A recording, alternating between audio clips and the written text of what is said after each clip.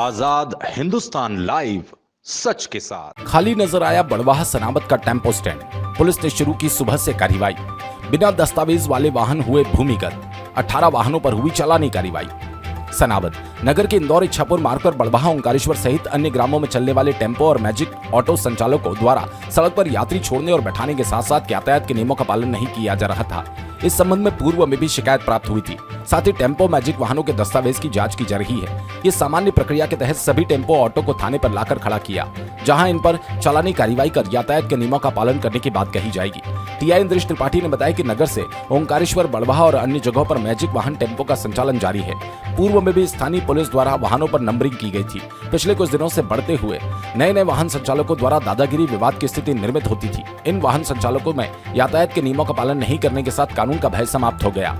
नागरिकों ने बताया कि ऑटो संचालक कहीं भी गाड़ी रोककर सवारी बैठाने और उतार देते हैं। कई ऑटो संचालक बस स्टैंड पर अपना वाहन लेकर आते हैं, वहां सवारी ढूंढने के लिए जाम की स्थिति निर्मित करते हैं। ऐसे वाहन चालकों पर सख्त कार्रवाई करने के उद्देश्य से पुलिस द्वारा ये कार्रवाई की गई। पहले दिन करीब 18 से अधिक ऑटो टेम्पो को थाने पर लाकर खड़ा करवाया। यहाँ इन सभी के दस्तावेजों की जांच की जा रही है। इन पर चालानी कार्रवाई कर नियमों का पालन करे, इस बात के सख्त निर्देश दिए जाएंगे।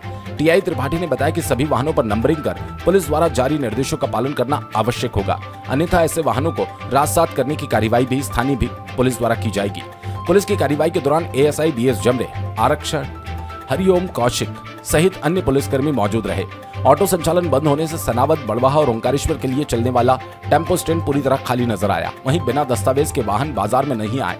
पुलिस की माने तो ये कार्रवाई आगे भी जारी रहेगी। सनावत से विवेक विद्यार्थी की रिपोर्ट। देखने में आ रहा था कि यहाँ पर जो भी ऑटो चलते हैं, बड़वाह जहाँ ओंकारेश्वर जाते हैं, एक तो इनकी शिकायत है कि कहीं पर भी ऑटो खड़े कर देते हैं, कोई स्टॉप नहीं होता है। उस कारण से क्या है, ट्रैफिक भी जाम होता है और फिर इनके विवाद भी होते हैं। और ये अगर कोई सामान्य व्यक्ति इनसे बात करे तो उससे फिर ये लड़ने की स्थिति बनती है। तो ये जानकारी मुझे मिल रही थी बहुत दिनों से, और कुछ ये भी जानकारी मिल रही थी कि कुछ ऑटो जो बाहर से आ गए हैं, ना उन पर पेपर है ना लाइसेंस है। तो ऐसी स्थिति में अगर कभी कोई घटना दुर्घटना होती है तो हम ये ट्रेस भी नहीं कर पाएंगे कि ऑटो कौन है, ड्राइवर कौन है और वो यहाँ का बाकी व्यक्ति है कि नहीं। तो हमने एक अभियान चलाया जिसको हम जारी रखेंगे कि ऑटो ड्राइवर, उसका आईडी, उसका लाइसेंस, उसका रजिस्ट्रेशन, ये हम इसको एक प्रक्रिया के तहत नियमित रूप से इसको हमें रजिस्टर मेंटेन कराएंगे, जिसमें अगर ऑटो नंबर फला है तो उसका मालिक कौन है, ड्राइवर कौन है और वो ओरिजिनल उसकी आईडी है कि नहीं है, उसका मोबाइल नंबर ये अपडेट करेंगे, जिससे कि कभी कोई बात होती है तो हमको उसको हम पकड़ भी सकें, पूछ भी सकें।